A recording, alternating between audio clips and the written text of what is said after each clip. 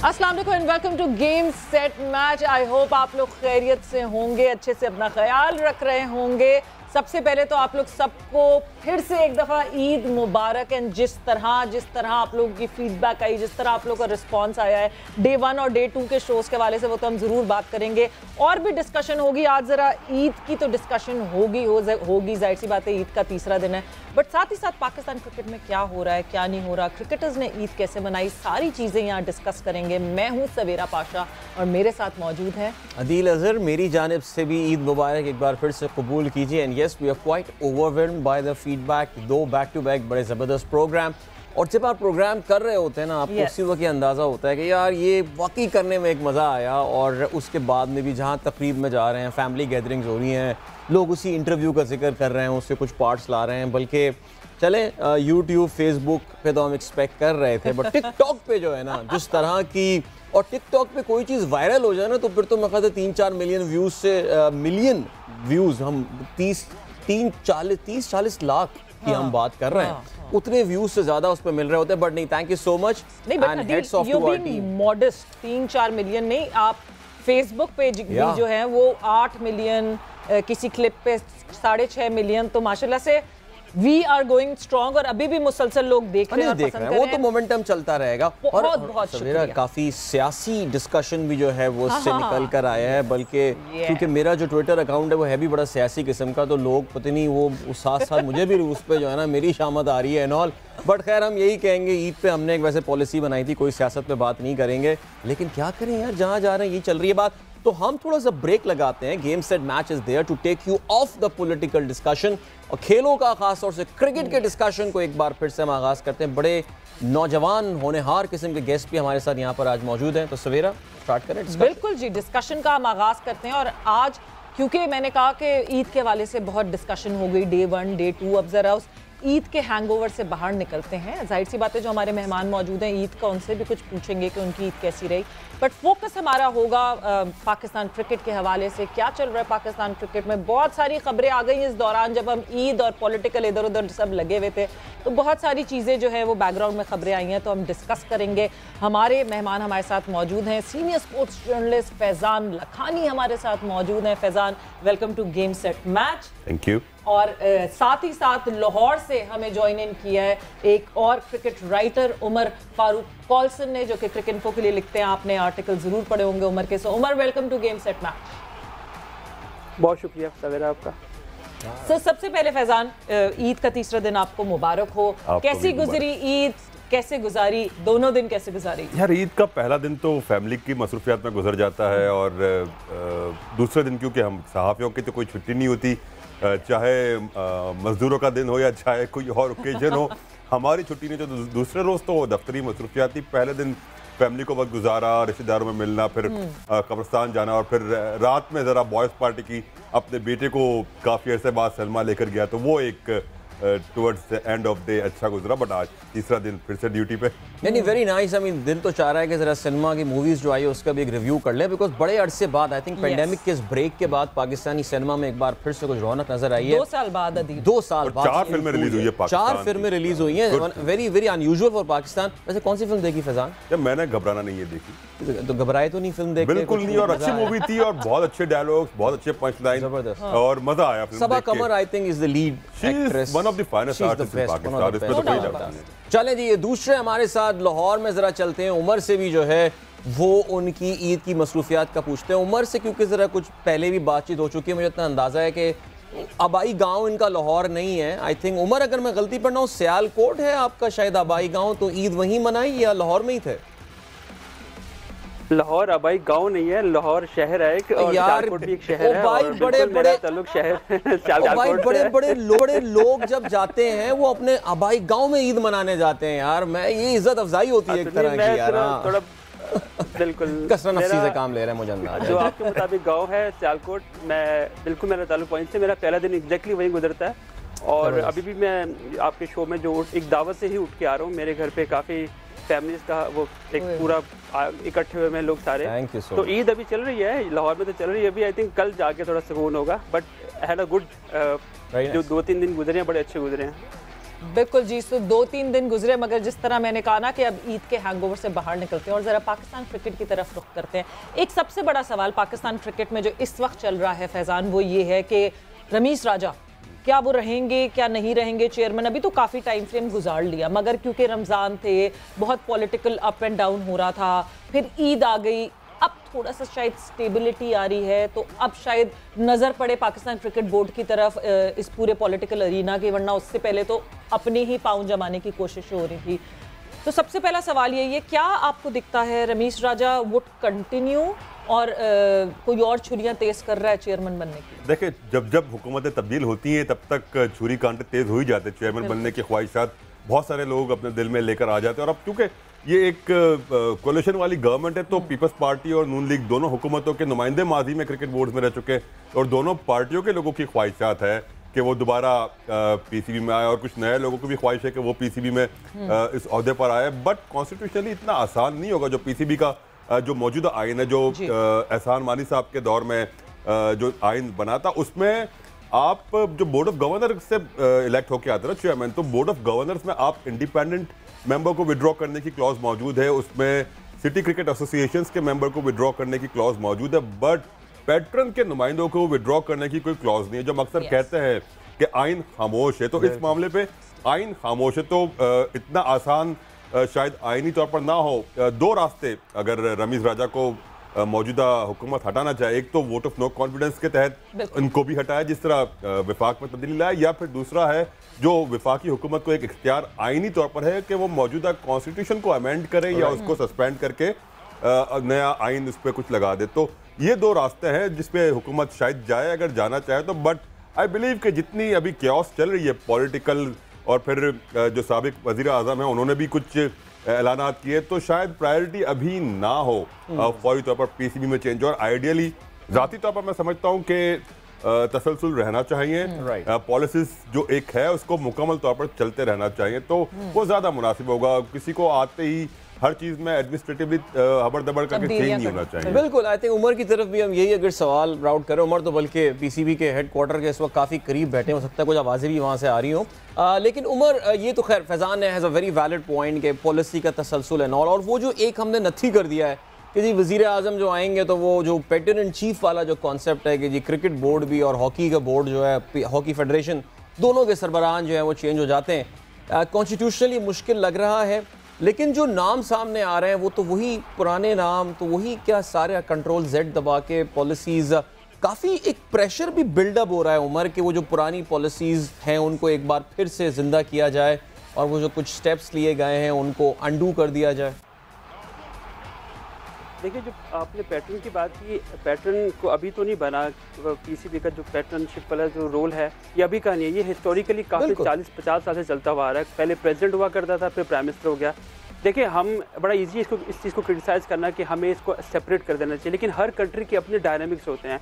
अगर Pakistan cricket board government of Pakistan से या गवर्नमेंट का जो एक वो पूरा एक शिकंजा है उससे बाहर आता है, अच्छा इतनी रेगुलर इंटरफेरेंस होती भी नहीं रही अगर हम बात करें, अगर इस शिकंजे से बाहर आता है तो पाकिस्तान क्रिकेट बोर्ड जो है वो आई डोंट नो कि वो इंडिविजुअली अकेला एक्सक्लूसिवली कैसे फंक्शन कर पाएगा, क्योंकि पाकिस्तान के तमाम मामला, आप सिक्योरिटी एजेंसी की बात करें, आप फेडरल गवर्नमेंट की बात करें, बड़ा कुछ आपस में इंटीग्रेट हुआ हुआ है। आपका जो इंफ्रास्ट्रक्चर जो है आपका, ये सारा का सारा गवर्नमेंट का है, पाकिस्तान क्रिकेट बोर्ड का अपना कुछ भी नहीं है। तो इसलिए हमारे यहाँ पे जो डायनामिक्स है वो इंटरलिंक है आपस में। हाँ, इसका तयन आप कर सकते हैं कि कितना इंटरफेरेंस होनी चाहिए, कितनी इंटरफेरेंस नहीं होनी चाहिए।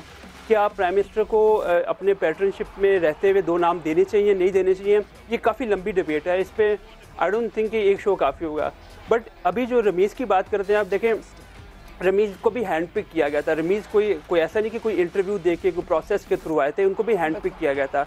तो जो फैज़ान ने बात की कि तसलसल रहना चाहिए, देखिए बिल्कुल इसमें आइडियली आप बिल्कुल ठीक बात कर रहे हैं कि ऐसे होना चाहिए, लेकिन प्रॉब्लम ये है कि हर पोजीशन जो है, कोई भी आया वो ज़कात अशरफ साहब हों, आया वो नजम सेठी साहब हों, आया नसीम अशरफ साहब हों, वो सब के सब हैंड पिक किए जाते हैं। वो किसी मेरिट के एक पूरे को चल के नहीं आते कि यार ये लोग मेरिट पे हैं, इन लोगों को यहाँ पे होना चाहिए। अब अगर आप रमीज़ राजा की बात करें, अगर आप उनकी जो बेस्ट चीज़ें वो निकालें उनका, क्योंकि एडमिनिस्ट्रेटर तो नहीं है रमीज़ राजा, अगर हम बात करें 6-8 महीने से हम देख रहे हैं, उनकी परफॉर्मेंस को भी हम देख पाते हैं। अगर हम उसको इतना टाइम आप दें तो हम उसको उस पर डिस्कस करें, लेकिन आई थिंक जब आप किसी की तरफ से हैंड पिक किए जाते हैं और आपके पीछे वो फाउंडेशन, आपके पीछे वो बेस नहीं रहती, तो मॉरल आई डोंट नो कि आपके पास, क्योंकि रमीज़ राजा ने कराची में, फैज़ान को याद होगा रिसेंटली जब ऑस्ट्रेलिया सीरीज़ चल रही थी तो वहाँ पे भी उन्होंने अलान ये बात बोली थी कि अगर गवर्नमेंट एक दिन यहाँ पे नहीं रहती तो मैं अगले दिन उठ के रिजाइन करके चला जाऊँगा, क्योंकि आप हैंड पिक किए गए हैं ना। आप कौन सा कोई इंटरव्यू दे के कोई आप अपनी कोई सेटिस्फाई करके आए हैं कोई प्रोसेस को, जब आप हैंड पिक किए जाते हैं तो फिर आपके पास मॉरल ग्राउंड नहीं रहता है ये कहने के लिए कि मैं ठीक काम कर रहा हूँ या मुझे क्यों निकाला आपने। देखिए ये प्रोसेस है काफ़ी दिनों से, काफ़ी डेकेड से चलता हुआ रहा है। इससे पहले आई थिंक नसीम अशरफ साहब ने रिज़ाइन खुद से किया था, मुशर्रफ साहब ने वहाँ से छोड़ा और उसके बाद नसीम अशरफ चले गए। उसके बाद से एजाज भट्ट का टेनोर पूरा 3 साल उन्होंने पूरे किए अपने, जब 3 साल पूरे किए उन्होंने थैंक यू वेरी मच किया और वो चले गए। फिर ज़कात अशरफ साहब बीच में आते हैं, तो हर चेयरमैन जो है अपना टेनोर पूरा करता है और वो चला जाता है। ये एक थोड़ा सा मुश्किल हुआ है कि इसमें हुआ ये कि फर्स्ट टाइम के 2 गवर्नमेंट्स जो हैं वो आपस में एक्सचेंज हुई हैं। पीटीआई गवर्नमेंट थी, वो मिडवे जो है उनका खात्मा हुआ, उसके बाद एक डिफरेंट कोalition के साथ पीडीएम की एक जो अभी चल रही है। इससे पहले ऐसा कभी नहीं हुआ। इससे पहले बड़ी स्मूथली ज़कात अशरफ और नजम सेठी का जो मसला हुआ था वो भी ज़ाहिर आपको याद होगा, पीपल पार्टी का टाइम ख़त्म हुआ, नून लीग का टाइम आया, तो उसके बाद वो इजीली नवाज शरीफ साहब ने उनको हटा दिया ज़कात अशरफ साहब को और वो घर चले गए। कुछ फटे हुए एक म्यूजिकल चेयर्स हुई थी बीच में उमर, किसी दिन पता चलता था ज़कात अशरफ चेयरमैन है, फिर पता चलता नहीं जी सेठी साहब आ गए, फिर होता था ज़कात अशरफ। एक म्यूजिकल चेयर्स चली थी, इजी वो भी नहीं हुआ था। वो सुप्रीम कोर्ट का वो सुप्रीम कोर्ट से पहले आपको याद होगा इस्लामाबाद हाई कोर्ट में शौकत अजीज साहब एक जज हुआ करते थे, उन्होंने पूरे कॉन्स्टिट्यूशन को जो है वो अपसाइड डाउन कर दिया था। वो क्राइसिस जो था वो उस कॉन्स्टिट्यूशन की नज़र में आया था, क्योंकि जब उनको आपने फारिग किया तो गवर्नमेंट जो वहां मौजूद थी उन्होंने एडहॉक बेसिस पे को लगाया। ये तो जो हुआ म्यूजिकल चली बिल्कुल, ये तो जो हुआ पास्ट में वो होता आया। अगर अब मैं बात करती हूँ रमीज़ राजा के ऊपर, फैज़ान सबसे पहले मैं अगर आपसे ये बात पूछूं, रमीज़ राजा ने जब शुरुआत की अपनी चेयरमैनशिप की तो वो कहते हैं ना गंजे होते ही ओले पड़ गए सर पे, न्यूजीलैंड चली गई, एकदम से होश पोश हो गया, क्या करना है क्या नहीं करना है, और ऐसा लगा कि रमीज़ राजा पावर प्ले में खेल रहे हैं। कमर्शियल एस्पेक्ट पे भी जाके खुद मिलना शुरू हो गए, बिजनेस कम्युनिटी से कराची आके मिले, सब ऐसा लग रहा था कि रमीज़ राजा ने अपने कंधों पर सब उठा लिया और सब खुद करेंगे। पिचेस पे बात शुरू हो गई, ड्रॉप इन पिचेस लेकर आएंगे, पिच होने लगा, एक लग रहा था पावर प्ले वो खेल रहे हैं। उसके बाद बीच में स्टेबिलिटी आई, मगर अब जब गवर्नमेंट चेंज हुई है तो फिर से लगा कि शायद सेकंड पावर प्ले में फिर से रमीज़ राजा खेलना शुरू हो गए, बिकॉज जिस तरह लगातार उनके सजेशंस, बयानात, वुमेन पीएसएल, अंडर 19 पीएसएल, ये सब आ रहा है तो लग रहा है कि बड़ी जल्दी में है वो, he needs to prove something या he needs to leave a legacy behind कि हाँ जी ये रमीज़ राजा ने शुरू करवाया। What do you feel? देखिए सवेरा, पहली बात है कि जो अब तक जो कुछ हुआ रमीज़ राजा के दौर में जो चीज़ें हो गई उसका क्रेडिट रमीज़ राजा को अकेले नहीं मिलता, वो एक पूरे माजी के एक काम का एक तसलसल का सिलसिला था। जो ऑस्ट्रेलिया की टीम भी आ गई वो भी एक तसलसल था जिसमें वसीम खान को हम ज़रूर क्रेडिट देंगे। अक्सर लोग उनको तनकीद का निशाना मारते हैं, बट मुझे कभी कभार ये लगता है सवेरा के रमीज़ राजा साहब शायद चेयरमैन ऑफिस में आके भी कमेंट्री बॉक्स से बाहर नहीं आ सके। उनको जो जो उनके एक उनके रूटीन का हिस्सा बन चुका है कि हर बात पे कमेंट करना। अक्सर ये होता है कि चेयरमैन पीसीबी के ऑफिस को वो चीज़ें जेब नहीं देती, वो उनका स्ट्रेचर नहीं होता। कुछ काम के लिए आप अपने एडमिन का ऑफिस होता है, कुछ काम के लिए आपका सीएफओ होता है, फाइनेंस डिपार्टमेंट होता है, कुछ काम के लिए सीईओ सीओओज होते हैं, वो उनको करने देने चाहिए। अच्छा नहीं लगता कि चेयरमैन हर चीज़ में कमेंट कर रहा होता है या हर मैच के बाद चेयरमैन की एक वीडियो आ जाती है, तो it doesn't send a good message कि यार हर चीज़ में चेयरमैन की इंटरफेरेंस हो रही होती है। जिसका जो काम है क्रिकेटिंग अफेयर्स जिसने देखते हैं, गो के चेयरमैन खुद एक क्रिकेटर है माना, बट वो चेयरमैन है। अब वो अपने क्रिकेट एक्सपर्ट वाली चीज को अब साइड में रखे, क्योंकि जब वो एज द क्रिकेटर के तौर पर कमेंट करते हैं तो फिर वो उनके चेयरमैन वाली चीज ओवरशेड हो जाती है। उनका काम वहाँ पे फुट डाउन करना है, वहाँ पे अकाउंटेबिलिटी करनी है कि कौन किस तरह काम कर रहा है, कौन किस तरह काम नहीं कर रहा। तो ये सारी चीजें उनको वहाँ पे देखनी चाहिए। तो और अब भी आगे जो बातें उन्होंने की है, मुझे लगता है कि जल्दबाजी में बहुत सारी बातें कर दी है, फिजिबिलिटी कहीं नज़र नहीं आ रही। होगा कैसे, जिस तरह आपने खुद बात की जूनियर सुपर लीग की या विमेन सुपर लीग की, होगा कैसे होगा? फ्रेंचाइजेज ऑन बोर्ड है, उसकी कमर्शियल वैल्यूज क्या होगी, इसमें कॉलिजन अगर कुछ होता है, उसमें कॉन्फ्लिक्ट ऑफ इंटरेस्ट कुछ आता है, तो ये मामला कैसे हैंडल होंगे? तो बहुत सारी चीजें हैं। आपने थर्ड पार्टी से आपने कुछ करवाया, अभी नहीं करवाया, क्योंकि जब पीएसएल भी हुआ था तो थर्ड पार्टी से आपने फिजिबिलिटी रिपोर्ट बनवाई थी, फाइनेंशियल मॉडल बना था, बहुत सारी चीजें होती है। अक्टूबर में आपने जूनियर लीग कराने का ऐलान कर दिया, आपकी जो एग्जिस्टिंग जो आपके पार्टनर्स है PSL के, वो they are not on board. बहुत सारी चीजें हैं जो अभी सवालात आगे उठेंगे और मेरे ख्याल से हम आगे जाके इस चीज को डिस्कस करना भी चाहिए हमें। नहीं, और मुझे तो याद है 23 मार्च को फैजान जो मैच था ऑस्ट्रेलिया वाला, उसमें वो उनकी एक एंट्री हो रही थी ना, प्रेसिडेंट ऑफ पाकिस्तान आ रहे हैं, PSL के फाइनल में भी ग्राउंड का चक्कर लगा रहे थे। आई मीन मैंने और किसी चेयरमैन को ऐसा करते नहीं देखा, ऐसे नहीं करते हुए देखा। वो आप सही कह रहे हैं, वो दिल से वो कमेंटेटर ही रहे। और चलिए इस पे काफी डिस्कशन, जैसे कि उमर ने कहा ना कि इस पे तो पूरा प्रोग्राम जो है वो हो सकता है। बहरहाल आगे चलते हैं। बिल्कुल जी। जब मैं जूनियर PSL की बात करती हूँ, उमर मैं फैजान की बात में बात ऐड करना चाह रहा था। देखिए, पाकिस्तान क्रिकेट बोर्ड में हिस्टोरिकली ना जो भी चेयरमैन आता है, जाहिर है उसकी परफॉर्मेंस को जांचने के लिए, बिकॉज हर चेयरमैन को जब जाना होता है, हर एक को पता होता है 2-3 साल के बाद मैंने चले जाना है, तो उसको कोई लैंडमार्क प्रोजेक्ट करना होता है अपना, जिसकी बेस पे वो दुनिया को बता सके कि मैंने ये किया था। निज़म सेठी की बात करें तो उनका PSL उनके हाथ में आता है। ज़का अशरफ की बात करें तो उन्होंने इनिशिएट किया था PSL के प्रोजेक्ट को, ऑल्दो कर नहीं पाए। तो रमीज़ राजा साहब पर टाइम काफ़ी कम है, इसलिए वो जो फैजान ने बात थी ना, कभी कोई अनाउंसमेंट हो रही है, आई थिंक वो कुछ ना कुछ चाह रहे हैं कि मेरे साथ एफिलिएट किया जाए कि ये मैंने काम किया था। बिल्कुल ऐसे ही, बिल्कुल वही ना, वो कोई लेगेसी छोड़कर जाना चाहते हैं कि नहीं जी ये रमीज राजा की वजह से शुरू हुआ। बिकॉज जब भी हम सेठी साहब की बात करते हैं, बहुत सारे जो पुराने पिछले चेयरमैन आए, उन्होंने PSL शुरू करवाने की कोशिश की, बट ये क्रेडिट सेठी साहब को मिल गया ऑल टुगेदर, बिकॉज उनके टेन्योर में PSL की शुरुआत हुई। सो मे बी वो भी चाह रहे हैं कि कोई ना कोई शायद जूनियर PSL भी हो जाए। बट जूनियर PSL का क्या इम्पैक्ट पड़ेगा पाकिस्तान क्रिकेट पे, पाकिस्तान क्रिकेट के यंगस्टर्स पर, यूथ क्रिकेटर्स पे क्या इम्पैक्ट पड़ेगा, उसके हवाले से भी हम बात करेंगे। मगर क्योंकि आज ईद का तीसरा दिन है, तो थोड़ा सा ईद का भी टच होना चाहिए, ईद का भी मजा होना चाहिए। हमारे क्रिकेटर्स किस तरह ईद मनाते हैं, और आज तीसरे दिन सना से डिस्कशन हुई हमारे कोरेस्पॉन्डेंट की, और उन्होंने क्या बताया, कैसे उनकी ईद गुजरी, कैसे वो हाउ डज शी फील कि वो ICC emerging player of the year बनी। सो क्या क्या डिस्कशन हुई, क्या क्या बात हुई, आइए इस पे नजर डालते हैं। इस ईद पे हम आपकी मुलाकात करवा रहे हैं उन पाकिस्तानी स्टार से जिन्होंने पाकिस्तान का नाम जो है पूरी दुनिया में रोशन किया, और अब हमें ज्वाइन किया है पाकिस्तान की पहली खातून क्रिकेटर जिन्हें ICC अवार्ड मिला है, फातिमा सना हमारे साथ मौजूद हैं। फातिमा, सबसे पहले तो आपको बहुत बहुत मुबारक हो, आपकी परफॉर्मेंस पे भी ईद की मुबारकबाद, और माशाल्लाह आपने उम्रा किया है। मुझे बताएं ये सिलसिला कैसे शुरू हुआ, क्योंकि जनरली लड़कियां जो है डॉक्टर बनती हैं, टेक्सटाइल डिज़ाइनिंग कर लेती हैं, क्रिकेटर बनने का कैसे शुरू हुआ? सबसे पहले तो अस्सलाम वालेकुम। और जी ऐसे ही था कि बस गली में स्ट्रीट में ही खेलते थे और लड़कों के साथ खेलते थे, तो लड़के बस होता था कि कभी उनके साथ खेल के मज़ा आता था, कभी वो लड़के ही खेलना नहीं चाहते थे कि यार लड़की है ये वो। तो जिस तरह भाई लोगों ने सपोर्ट किया, भाई ने बोला कि आओ कुछ नहीं होता, हम खेलेंगे। और ये होता था वो अपने दोस्तों को भी अक्सर मना कर देते थे, वो कहते थे अगर तुम लोगों ने नहीं खेलना तो कोई बात नहीं, लेकिन ये खेलेगी।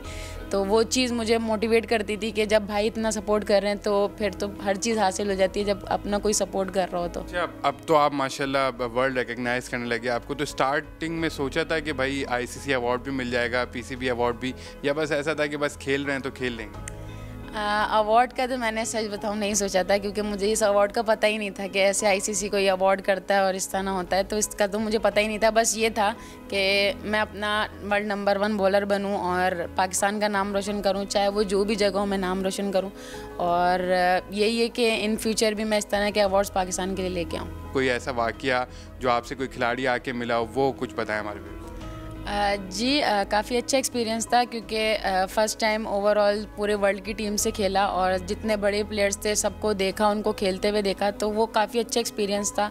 और सबसे अच्छी चीज़ जो मुझे इस वर्ल्ड कप में लगी थी वो ये थी कि जब हमारा ऑस्ट्रेलिया से मैच था तो एलिसा हेली मेरे पास आफ्टर मैच खुद आई और उन्होंने आके मुझसे बोला कि वेल बोल्ड। तो आई थिंक सो ये आपके लिए मोटिवेशन होती है, क्योंकि एज अ यंगस्टर आपको अगर कोई वर्ल्ड नंबर 1 बैटर आके बोले तो वो काफ़ी मोटिवेट करता है। फिर इंग्लैंड का मैच था, तो मुझे नहीं पता था कि इंग्लैंड की लड़कियाँ मुझे जानती हैं, तो जब मैं अपने रनअप ले रही थी तो वो उसमें आई और उन्होंने बोला हाय फातिमा हाउ आर यू। तो वो ये चीज़ें, इससे पता लगता है कि यार मतलब आप थोड़ा इन हो रहे हो क्रिकेट में और आपको लोग जान रहे हैं, तो वो चीज़ अच्छी थी। आप वर्ल्ड कप के अंदर आपके ट्रेंट बोल्ट से ही मुलाकात हुई, तो उनकी क्या कन्वर्सेशन रही और क्या यूज़फुल टिप आपने उनसे ली? जब मैंने उनसे बात करी तो उन्होंने मुझे काफ़ी चीज़ें सिखाई और बताई कि आप नए बॉल से डिफरेंट तरीके से बॉलिंग किया करो, पुराने बॉल से डिफरेंट, और इतने ओवर्स किया करो डे में। और फिर वो यही बात थी कि मैं जब आपकी उम्र में था तो मैं तो बहुत ज़्यादा बॉलिंग करता था, तो उस तरह मुझे काफ़ी कुछ सीखने को मिला। अच्छा, सवाल ये है कि चूँकि ईद है तो ईद पे ईदी लाजमी होती है, तो अभी वालिदैन ईदी देते हैं या कहते हैं अब आप बड़े हो गए खुद अर्न कर रहे हो तो बस अब नहीं? नहीं, ईदी तो ऐसी चीज़ है, बस मांगो। अगर मना भी कोई कर रहा होता है तो बोलो कि बस नहीं, अभी भी दें, अभी भी छोटे हैं। क्योंकि और वैसे भी मम्मा पापा के लिए तो आप हमेशा ही छोटे रहते हो, तो वो यही होता है कि वो स्टिल अभी तक खुद ही देते हैं, लेकिन भाई लोगों से लेना पड़ता है, बहन से लेना पड़ता है, तो ये सब दे देते हैं। अब आप सेलिब्रिटी बन गई हैं तो घर पे मनाना पसंद करती हैं या कोशिश करती हैं कि बाहर जाके आउटिंग करें? नहीं, वैसे तो आउटिंग पसंद है, लेकिन अभी तो यही है कि घर में ज़्यादा से ज़्यादा गुजारूँ, क्योंकि टीम गई भी होती है तो घर वालों के साथ इतना टाइम नहीं मिलता। रमज़ान में भी इतना नहीं मिला, तो यही है कि अभी यही था कि टीम थोड़ी अभी दूर है तो घर वालों के साथ गुजार सकूं। जी बिल्कुल, फातिमा सना पाकिस्तान वुमेन टीम की फास्ट बॉलर हमारे साथ मौजूद थी, जिन्होंने अपनी जर्नी के हवाले से भी बात की और अब उनका ये कहना है कि न सिर्फ बॉलिंग बल्कि साथ साथ बैटिंग पे भी फोकस, और उनका एम यही है कि आने वाले वक्तों में पाकिस्तान का नाम मज़ीद रोशन करें और पाकिस्तान क्रिकेट टीम को मज़ीद जो है वो कामयाबी उसे हमकिनार करवाएं। बिल्कुल जी, हुज़ैफा जो है वो फातिमा सना के साथ मौजूद थे और उन्होंने बताया कि कैसे वो ईद का दिन मनाती है। और उम्र जितनी भी बड़ी हो जाए अदील, ईदी मिलने का जो मजा है ना वो अपना ही होता है, चाहे वो 10 रुपए हो, 100 रुपए हो, 500 रुपए हो। वैसे ईदी इस बार आपने कहा दी मुझे ईदी, बड़ों ने देनी है ना ईदी तो मिली नहीं है, मगर यार दिए ही जा रहे हैं इस बार तो एक पैसे की ईदी नहीं मिली कहीं से यार।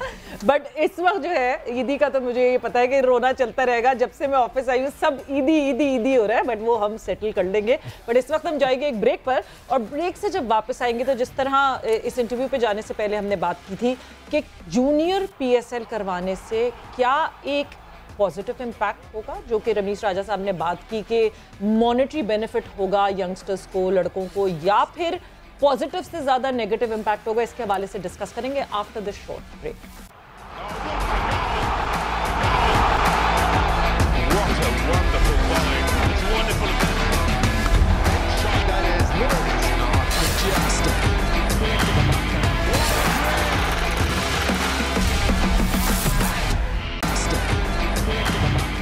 वेलकम बैक, एक बार फिर से खुशामदीद कहते हैं आपको। गेम सेट मैच में हमारा ये आखिरी ईद स्पेशल प्रोग्राम चल रहा है, जिसमें हम वैसे तो क्रिकेट का सीरियस डिस्कशन हो, लेकिन कहीं ना कहीं ईद के आपको जो ना हम फीलिंग हम ज़रूर दे रहे हैं। इससे पहले फातिमा सना से बात हो रही थी, और अब हम ऐसा करते हैं कि एक और पाकिस्तान क्रिकेट टीम के स्टार हो जाते बेचारे, थोड़ी सी अनलकी हो गए, इंजरी रही, लेकिन what I like about this guy is that he's doing some wonderful charity work। और कराची में जो खाने पीने का जो ज़रूरतमंद अफराद को जो सिलसिला इस वक्त है, एक उन्होंने बाकायदा स्पॉट बना लिया है, जो कि वाकई जिस बड़ी तादाद में कभी इफ्तार के टाइम पे वहाँ पे गुजरो तो आपको अंदाज़ा होता है कि रुमान रईस क्या ज़बरदस्त काम कर रहे हैं।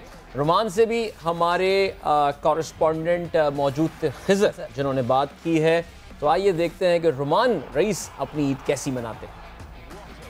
अस्सलाम वालेकुम, ईद मुबारक। और ईद का तीसरा दिन है और मेरे साथ मौजूद हैं एक कौमी क्रिकेटर जो कि गुज़िश्ता 2 रोज़ से नींद पूरी कर रहे थे। रुमान रईस पाकिस्तान टीम के क्रिकेटर हैं, हमारे साथ मौजूद हैं, और इन्हीं से जानेंगे कि रुमान 2 रोज़ तक आपसे जब रब्ता हुआ तो ऐसा हमें जवाब मिला कि वो सो रहे हैं, तो क्या वजह थी कि ईद आपने सोकर गुजारी है? खिज़र भाई, सबसे पहले तो तमाम लोगों को सबसे पहले ईद मुबारक। थकावट की वजह यह भी है कि हमने 2 सालों से ऐसी रूटीन चल रही है कि जब से फाउंडेशन हमारी तैयार हुई है, रुमान रईस खान फाउंडेशन, तो उसमें जो हमारी रमज़ान की मसरूफियत होती है वो बहुत टफ़ होती है। क्या मसरूफियत होती है? वो मसरूफियात ये हैं कि हम लोग सहर और अफ्तार का एहतमाम करते हैं, लोगों के घरों पर राशन पहुंचाना, मतलब उनके घर घर जाकर, और अफ्तार का तमाम आपने लोगों ने कवरेज वगैरह सोशल मीडिया पे देखा ही होगा कि 1000-1500 लोगों का अफ्तार का एहतमाम होता है गुलिस्तान जौहर पे, और उसमें ज़ाहिर थकावट इतनी हो जाती है कि उसमें फिर हम कोशिश करते हैं कि नींद हमें लेनी चाहिए, लेकिन ज़ाहिर है जब आप वो काम ख़त्म करके ईद के त्यौहार के दिन अगर आप घर पर होते हैं तो फिर फैमिली की ज़िम्मेदारी हैं, और फिर फैमिली की ज़िम्मेदारियों में ये कि लोगों का पहले दिन आपके घर पर आना या हमारा कहीं जाना, ख़ानदान में सब बड़ों को सलाम करने जाना, तो ये हमारे रीति रिवाज हैं हमारे घर के, तो उसको हम फॉलो करने की कोशिश करते हैं, लेकिन सोने को प्रॉपर मिला नहीं है अभी तक। इसी वजह से आपको मेरी आंखें और वगैरह सब थोड़ी सी भी लग रही होंगी कि डार्क सर्कल्स वगैरह हैं, लेकिन ये कि लाइफ का हिस्सा है और इसको करना है सब चीज़ों मतलब इतना कुछ आप कर रहे हैं, तो ईद में भी यही रूटीन है?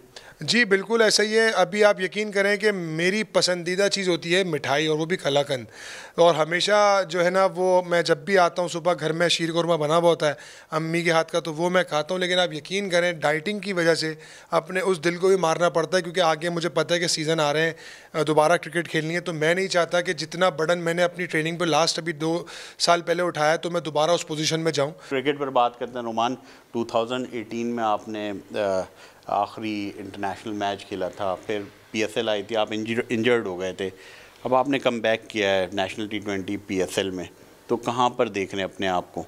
हाँ जी बिल्कुल, मेरा लास्ट टूर जो था वो न्यूजीलैंड था as a Pakistani international cricketer, और उस वक्त के बाद फिर जब मैं PSL में आया तो मैं इंजर्ड हो गया था अनफॉर्चुनेटली। फिर दोबारा कम बैक करने की कोशिश की, लेकिन थोड़ा अर्ली मैं कम बैक करने की कोशिश की मैंने, जिसके से मुझे दोबारा मसला हुआ लोअर बैक का, जिसके बाद मेरी सर्जरी भी हुई। और उसके बाद अभी रिसेंटली मैं डोमेस्टिक T20 में मैंने कम बैक किया, तो अल्लाह का शुक्र है कि डोमेस्टिक T20 मेरा पूरा सही से गुजरा, मेरा T10 टूर्नामेंट सही गुजरा, फिर मैं PSL खेला पूरी, और PSL के बाद फिर मैं अल्हम्दुलिल्लाह अभी अमेरिका खेल कर आया हूँ, रमज़ान चौथे 5वें रमज़ान को वापस आया था। तो अल्हम्दुलिल्लाह मेरी फ़िटनेस मेरे दर्दों के हवाले से बिल्कुल सही है, और अब मैं मज़ीद अपनी बॉडी को मज़ीद शेप में लाने के लिए ट्रेनिंग करता रहता हूँ ऑन एंड ऑफ, और साथ अपनी प्रैक्टिस स्किल्स भी कर रहा हूँ, और इंशाल्लाह जब सीज़न आएगा तो दोबारा आपको एक्शन मिलता रहूँगा। हम इन्हें गुड लक कहेंगे कि रोमान जल्द कम बैक करें और पाकिस्तान के लिए खेलें। बिल्कुल जी, फिटनेस की जहाँ बात की, वाकई रोमान काफ़ी फिट लग रहे थे और रेगुलरिटी में खेल रहे हैं। प्लेयर बहुत अच्छे हैं, इंसान बहुत अच्छे हैं जो काम कर रहे हैं रेगुलरिटी में। ये सिर्फ रमज़ान में नहीं, रोमान ऑल ओवर द ईयर जो हैं वो अपने इस चैरिटी का काम करते रहते हैं। So all are best wishes to him. But coming back to, अब ज़रा ईद के माहौल से वापस थोड़ा सा ज़रा पाकिस्तान क्रिकेट की तरफ मूव ऑन करते हैं। जिस तरह जूनियर PSL की बात हो रही थी, जूनियर PSL का इम्पैक्ट, क्या ये नेगेटिवली इम्पैक्ट करेगा पाकिस्तान क्रिकेट की यूथ पर, या इसका पॉजिटिव इम्पैक्ट ज़्यादा होगा? फैसल, देखिए इम्पैक्ट तो क्या होता है वो तो जब स्टार्ट होगी तभी देखेंगे, बट मेरे जहन में 2 सवाल आते हैं। एक तो क्या ये क्रिकेटिंग वाइज फ़ायदेमंद ज़्यादा है, या और दूसरा कमर्शियल वाइज फ़ायदेमंद है कि नहीं। अब देखिए क्रिकेटिंग वाइज दुनिया में कौन कराता है अंडर 19 पे T20 के मैचेस? ये वो मरहला होता है ज़िंदगी का, कैरियर का, प्लेयर के किसी भी, कि वहाँ पर आप अपना बिल्ड करते हैं, टेम्परामेंट बिल्ड करते हैं, अपने स्किल्स को एनहांस करते हैं, अपनी परफॉर्मेंस विकेट पे खड़े रहने के गुर सीखते हैं, या लंबे स्पेल कराने के गुर सीखते हैं। यहाँ पे आप 4 ओवर की क्रिकेट करा के आप ना बॉलर्स अच्छे बना पाएंगे ना बैटर्स अच्छे बना पाएंगे। ज़रूरत इस बात की थी कि आप टूर्स करा देते हैं अंडर 19 टीम के। हमारे अंडर 19 टीम के टूर्स वैसे ही नहीं हो रहे थे। आप अवे टूर्स अरेंज कराते, आपको इन्वेस्ट करना ना अंडर 19 प्लेयर्स पे, आप अवे टूर्स कराते, आप ऑस्ट्रेलिया भिजवाते टीमों को, आप साउथ अफ्रीका भिजवाते, आप इंग्लैंड भिजवाते, आप ऐसे टूर्स करवाते, या आप अपने डोमेस्टिकली एक टूर्नामेंट करवा लेते कि जिससे चले ठीक है आपके प्लेयर्स को एक मौका मिल जाए। बट ज़्यादा ज़रूरी क्या होता कि आप 2 डे क्रिकेट करवाते या 3 डे क्रिकेट करवाते अंडर 19 प्लेयर्स के लिए, ताकि उनको लंबी क्रिकेट खेलने का अंदाजा हो। प्लस साथ में दूसरी चीज़ इसकी कमर्शियल एलिमेंट, आपने कोई फिजिबिलिटी बनाई, आप अच्छा। सेकेंडली अब इसमें मेन PSL जो हमारे जो स्टेक होल्डर्स हैं उनको भी एक बिजनेस इंटरेस्ट में कॉन्फ्लिक्ट आएगा, क्योंकि अब जो स्पॉन्सर है, जो ब्रांड्स है, ऑलरेडी 2 लीग्स बल्कि इनफैक्ट 3 लीग्स चल रही है पाकिस्तान में। एक कश्मीर प्रीमियर लीग चल रही है, एक PSL चल रही है, और एक हमारा नेशनल T20 चल रहा है। अब जो स्पॉन्सर है वो तो उस प्रोडक्ट में इन्वेस्ट करेगा जहां पे उसको सस्ते में काम निकल रहा है। अगर एक पार्टी को for that matter Mohammad Hafeez से एंडोर्समेंट करानी है साल भर की, तो वो PSL में 2 करोड़ की ब्रांडिंग क्यों करेगा? वो 20 लाख की ब्रांडिंग KPL में क्यों ना कर ले? उसको तो वो वहां पे सस्ता हो जाएगा। और अब मजीद जो अंडर 19 के प्लेयर के साथ अगर किसी को ब्रांडिंग करवानी है, या मेंटोर्स आप अंडर 19 टीम के साथ रखेंगे, तो वो भी तो एक एज कंपेयर टू PSL एक आपकी सस्ती प्रोडक्ट होगी, एक इतनी हाई वैल्यू वाली प्रोडक्ट ऑफ कोर्स नहीं होगी कि उसमें क्या होगा। और आप थोड़ी जल्दबाजी इसमें कर ली। मेरा ख्याल है इसमें थोड़ा सा टाइम और लेना चाहिए था आपको। अपने दीगर स्टेक होल्डर्स के जो PSL फ्रेंचाइजेज है उनको ऑन बोर्ड लेना चाहिए था। मुझे इतलात मिली है ऐसी कुछ कि ईद से पहले एक ईमेल की गई है एक जॉइंटली तमाम PSL फ्रेंचाइजीज की जानिब से, कि जिस पर अपने कंसर्न शो किए गए, PSPCB से कुछ सवालात भी किए गए। Although 3 in fact PSL franchise owners है जिन्होंने इसमें एक्सप्रेशन ऑफ इंटरेस्ट किया है। बट एक्सप्रेशन ऑफ इंटरेस्ट का मतलब सिर्फ ये कि हाँ बताओ यार तुम क्या बेच रहे हो हमें, है क्या आपके पास, वो वाली चीज़ है।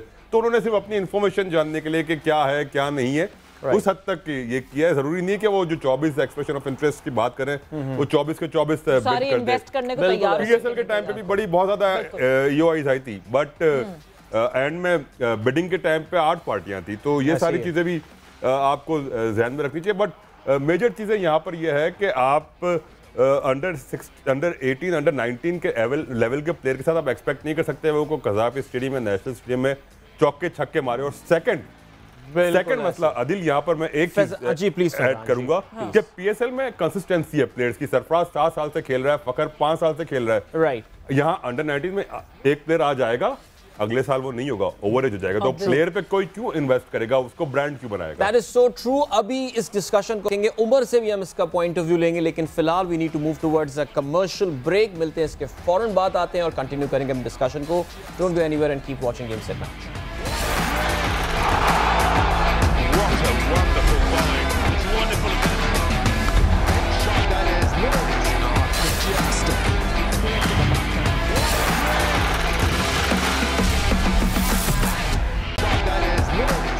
And welcome back to Game Set Match in conversation with Faizan Lakhani and Umar Farooq. बात हो रही है हमारी पाकिस्तान क्रिकेट के हवाले से।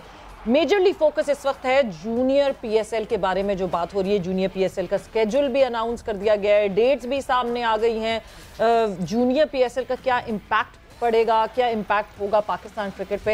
एंड जब मैं यूथ की बात करती हूँ, उमर कमिंग टूवर्ड्स यू, जब मैं यूथ की बात करती हूँ, जब मैं ये बात करती हूँ कि हमारे यंगस्टर्स पे क्या इम्पैक्ट बनेगा, एक शॉर्टर फॉर्मेट खेलेंगे, शॉर्टर फॉर्मेट में अर्निंग कंपैरेटिवली डोमेस्टिक से ज़्यादा होगी, कौन लड़के फिर प्रेफर करेंगे कि नहीं जी कायदे आज़म ट्रॉफी में एफर्ट ज़्यादा लगाना है, या आगे जाके जैसे जैसे एज बड़ी होगी अंडर 19 से बाहर निकलेंगे, कौन सी फ्रेंचाइजेज जो हैं वो इन्वेस्ट करना चाहेंगी इतना शॉर्ट टर्म प्लेयर्स पे। बहुत सारी बातें कमर्शियली जिस तरह फैजान ने मेंशन की हैं। आपको क्या लगता है उमर, क्या इम्पैक्ट होगा इस जूनियर पीएसएल?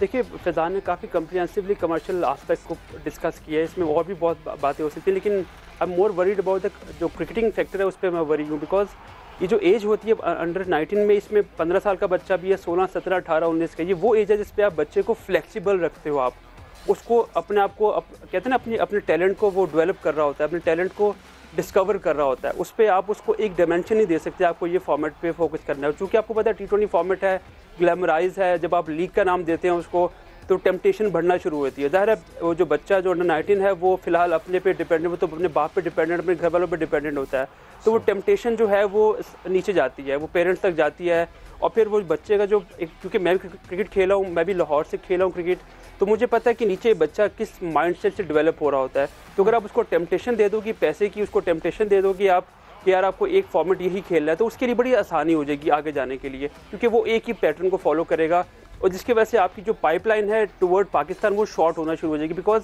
आपका जो प्लेयर का एक डेवलप होने का जो एक प्रोसेस है वो बड़ा स्ट्रीमलाइन करता जाएगा आप, क्योंकि आपको लगता है कि सिर्फ एक लीग है, इसका जो एक ट्रिकल डाउन इफेक्ट होता है वो नीचे तक जाता है। एक टेम्पटेशन आती है पैसे की, हमारा आपको पता है हमारा हम कोई इतना कोई रिच कंट्री तो है नहीं, हम थोड़ा गरीब कंट्री हम बात करें क्रिकेट की, तो वो पैसे की टेम्पटेशन जब आती है तो उस पर फिर आप नैरो डाउन कर देते हो बच्चों की एक विजन को, उनका प्रोसेस और डेवलपमेंट को, उसको आप छोटा करते हुए जाते हो। तो यहाँ पे आपकी प्रॉब्लम होती है, जो मुझे लगता है कि ये जाके आगे जाके प्रॉब्लम करेगी। और दूसरी चीज़ है कि जो फैजान ने भी बात की है कि जो डिसीजन लिया गया वो वन मैन शो वाली बात है, एक बंदा डिसीजन नहीं लेना चाहिए। ये एक बड़ा ही अनफॉर्चुनेट इंसिडेंट है रमीज राजा की तरफ से।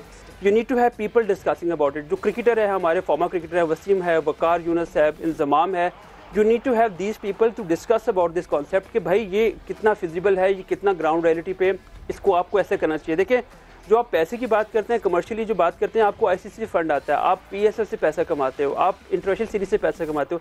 ये पैसा आप 600-700 जो एम्प्लॉय हैं पीसीबी का, उसको पालने के लिए तो नहीं कमाते आप, ये पैसा आपको डेवलपमेंट में डालना होता है। जो पैसे की आप बात कर रहे हो कि यहाँ से कमाएंगे हम, देखिए हर चीज़ कमर्शियल गेन के लिए नहीं होती, ये वो एक फेज़ होता है जहाँ पे आपको बच्चे को डेवलप होने देना होता है और उस पर आपको अपनी जेब से पैसा लगाना होता है। और वो पैसा जो आईसीसी आपको देता है वो आपको इसलिए नहीं दे रहा कि आप अपनी गाड़ियों पे खर्च करें, आप अपने यशों पे खर्च करें, वो पैसा आपको डेवलपमेंट पे खर्च करना होता है। आपका जो टैलेंट है उसको ढूंढना होता है, आपको उसको बड़ा करते हुए जाना होता है।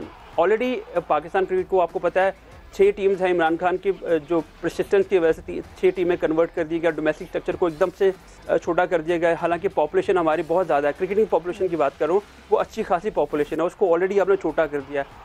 क्लब क्रिकेट जो है वो 2 साल बंद रही है। एक तो कोविड का इशू था, दूसरा पाकिस्तान क्रिकेट बोर्ड ने जो कॉन्स्टिट्यूशन चेंज किया, पूरा का पूरा स्ट्रक्चर चेंज किया, जिसकी वजह से क्लब क्रिकेट जो है उस पे असरअंदाज हुआ। Umar, thank you so much Umar for your input. We are very sorry because you are running out of time. I think एक बहुत इंटरेस्टिंग टॉपिक जो अभी रह गया था, विमेन PSL भी हमें जो है वो जिक्र करना चाहते थे, लेकिन यहाँ पे हमें रुकना पड़ेगा बिकॉज वक्त आ गया कि शुक्रिया करें अपने दोनों मेहमानों का। Faizan, thank you so much. Eid के तीसरे दिन हमारे साथ आप भी आए, मुझे पता है इस वक्त ख़ानदानी मसरूफियात, और वो बेचारे तो लाहौर स्टूडियो में अपने घर की दावत से उठकर यहाँ पर आए हैं, तो उमर को तो हम और ज़्यादा स्पेशल थैंक यू कहते हैं। खुश रहें भाई, बहुत शुक्रिया आप। बिल्कुल, और ये टॉपिक वाकई इतना वास्ट है कि मोस्ट प्रॉब्ली नेक्स्ट वीक में हम फिर से एक दफ़ा एक सिटिंग ऐसी प्लान कर सकते हैं और जिस पे हम डिस्कस करेंगे, बिकॉज वुमेन PSL की भी बात हो रही है इस वक्त, बहुत सारी चीज़ों की अलग अलग बात हो रही है। क्या इम्पैक्ट पड़ेगा क्या नहीं पड़ेगा वो देखना पड़ेगा, मगर वक्त यहाँ पे गेम सेट मैच का खत्म हो गया। आप लोगों ने रखना अपना ख्याल। एक दफ़ा फिर से ईद मुबारक। टेक केयर, बाय बाय, अल्लाह हाफ़िज़।